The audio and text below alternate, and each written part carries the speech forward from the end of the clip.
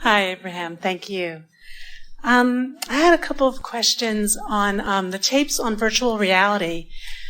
I remember you saying on the tapes, if I understood them correctly, that that would be a wonderful tool to help us in our manifestations. And at one point, I thought I heard you say, if you could do that even, 30 seconds at a time, 3 times a day, in 30 days, you could see a lot of what you want being allowed into your life. And it seems like that was not a lot to ask. 30 seconds, 3 times a day, okay, breakfast, lunch, dinner. And yet I found that I was very resistant to doing it, and I'm trying to figure out why that is or what I can change about it. I mean, it's a pleasant thing, and yet... Well, let's talk about what virtual reality is and why it serves you. Virtual reality is just a happy daydream. Mm-hmm. It's just a daydream that causes you to be in the state of allowing. Okay. And the reason that we think that virtual reality, which is just picking in your mind a place and a time of day and a time of year, just sort of setting the scene almost like you're a movie director doing it. The reason that we encourage this process of virtual reality is because as you begin to play with it, it's easier to go to a dream that's pure than to take a current situation and turn it into something that is pure. It's easier to dream happiness than it is to imagine somebody you live in cleaning up their room. It's easier to dream abundance than to imagine getting out of debt. And so it's just an easier place to start. And because law of attraction is what it is, law of attraction and source and all that is responding to your vibration does not care how you got to that point of vibration. In other words, you could be remembering it or imagining it or observing it, but sometimes it's easier just to make it up. Right. So you say, well, I get all of that. I want to make it up. I even believe in the process and have even seen some value from it. So why don't I do it more? And we say, well, it might be that you've trained yourself to believe that good things should be longer in coming, or that good things should be harder work, or that it takes pain to have gain. In other words, you might have some dominant beliefs that you've been practicing for a while that you have to deactivate. But this is the thing that we most want you to hear. Whatever you've been activating is going to call you for a while. But as you deliberately activate other things, in time, those other things will start calling you. In other words, it is much easier for you to relax back into the natural vibration of well-being than it has been for you to gradually talk yourself out of the vibration of well-being. And that's the place you've come to, where you are finally deciding, all right, I've decided that I'm going to run my own show for a while. I've decided that I am going to be the creator of my own reality. I'm going to try to guide myself from the inside out. So then we say, all right, then we suggest that you get in touch with who is on the inside. And you say, well, how do I go about that? And we say, well, we would stop thoughts of a physical nature. If you really want to know, we'd try to quiet our mind. We would meditate and stop thought. And when you quiet your mind, watch what happens. So people set out to discover who's in there. And as they quiet their mind, which means they stop all thought, which means they stop resistant thought, they begin to feel lighter. They begin to feel better. Headaches begin to go away. They begin to laugh more. Their life begins to take on more of an aura of well-being all around. And the reason for that is, in that little bit of practice of non-thought, they have begun to practice the releasing of trained-in resistance, and it doesn't take very much of that before you gravitate back to your natural state of well-being. Mm-hmm. Now, we might ask you the same question, or any of you. Even though meditation is a proven method, even proven to you by most of you, to release resistance, do you do it on a rather regular basis? And many will say, no, I wait until I get into a bind to do it. Mm-hmm. There are a lot of tools that I use, but I don't use them on a regular basis. I use them just when I get into a place of stronger resistance. And we say, so hear what you're saying. I practice my normal resistance, and then I practice the releasing of resistance when it's really necessary. Well, that's a pretty good statement when you think about it, because what that's saying is, even though I've learned quite a bit of resistance along my physical trail, still I mostly thrive. We think it would be pretty cool If when you thought a negative thought, a roof tile would just fall on your head. Or when you think a negative thought, a tooth would just fall out. We think you'd be more diligent.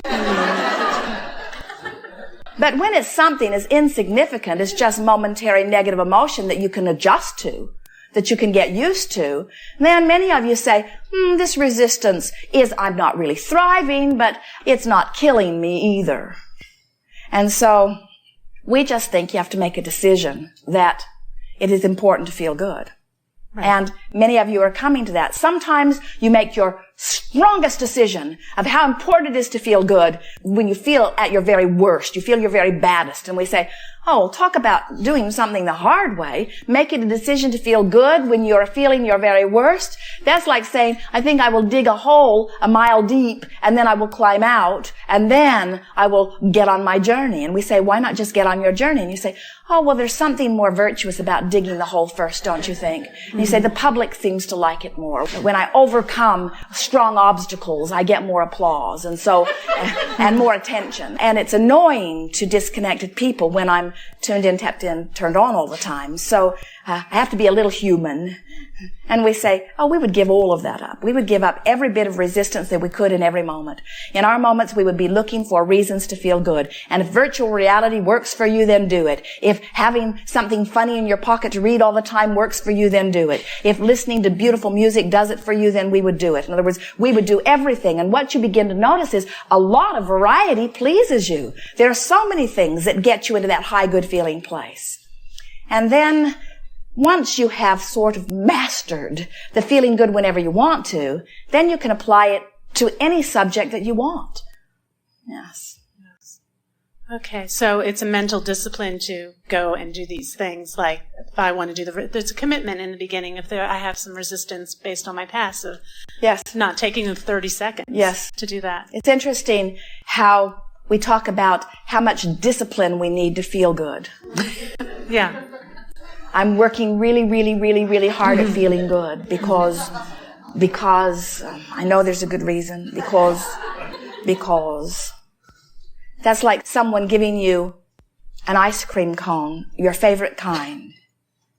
Everything about it delicious. And they say, now try to enjoy this. You say, I'll work on it, but it's not my nature to like my favorite ice cream cone. Right. It's like being in the middle of a sensuous sexual experience and having someone ring in and say, try to have a good time. try to have a good time there. You think, there are some things that just come natural, aren't there? Right. Yes. And feeling good comes so natural, you say. Right. It is so weird to not feel good, and it is so natural to feel good. Yes. Yes, thanks. When you were making the analogy, earlier you were saying you don't know the next 100 movies you're going to see in your life, but they can be good. Can you apply that to men as well? Because, let me clarify that, but whether it's myself or the clients I work with, I'm a therapist, there's so much angst when the right partner, the quote right man, the one has not come. I was thinking, if we didn't have the attachment to there's an attachment around, he's got to be the partner, the lifetime partner, but if we took it like the movies, it really wouldn't have to be like that, would it?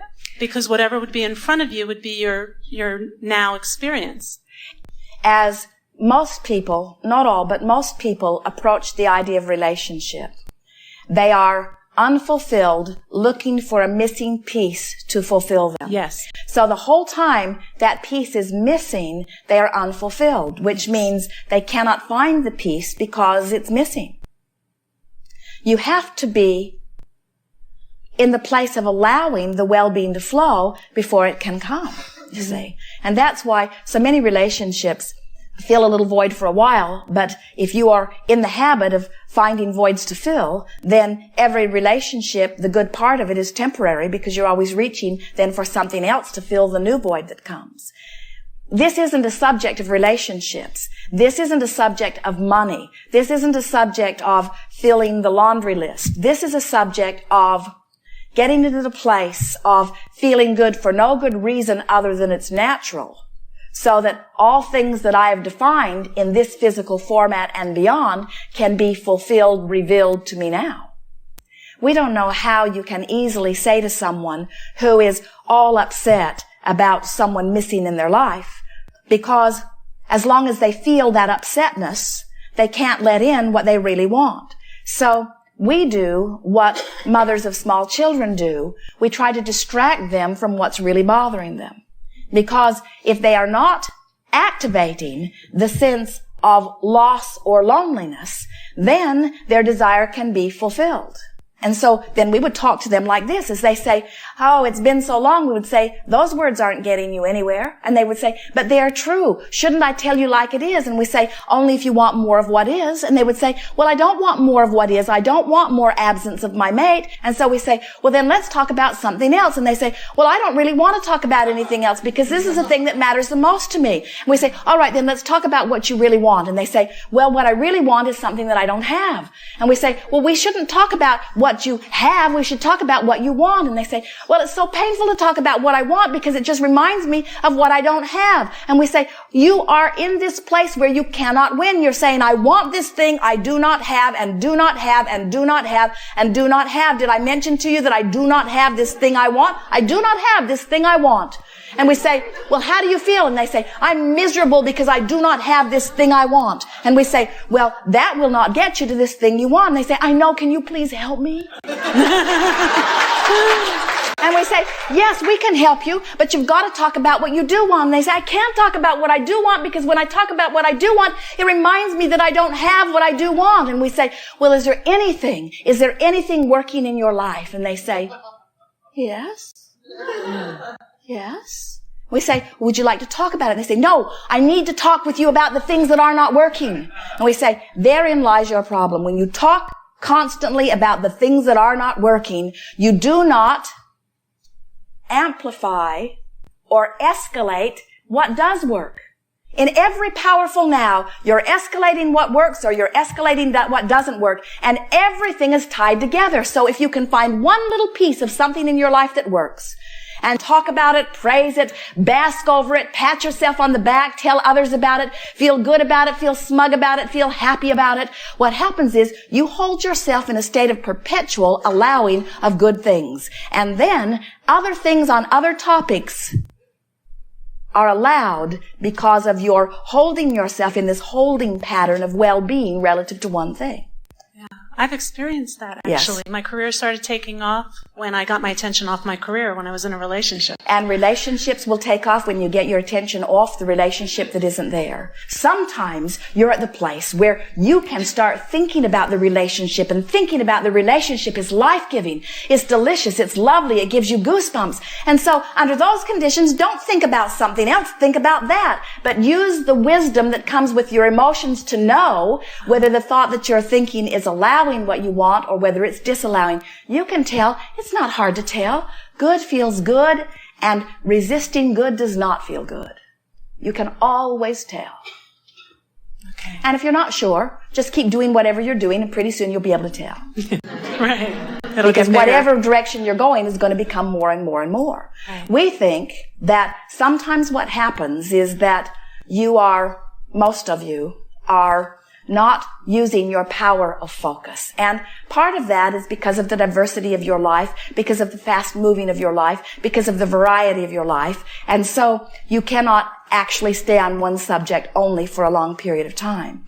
But if you will pick a subject that pleases you and use it to really make yourself feel good as much as you can, you'll begin to feel the momentum of all of that. When you achieve a certain vibrational level relative to one subject, that's the vibration that's activated within you, which means every subject that's going to come to you has to meet you at that level. Okay. So it is not possible to feel lucky in love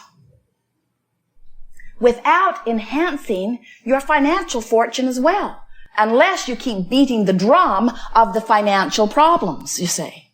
Mm-hmm. So getting a little happy about one thing serves you in a lot of things, just like getting a little unhappy about one thing is detrimental relative to a lot of things. So let's not make it complicated. Let's just say, find something to get happy about and focus on it. Focus on it. Okay. Focus on it. Yeah. Okay. Thank you. Yes, indeed.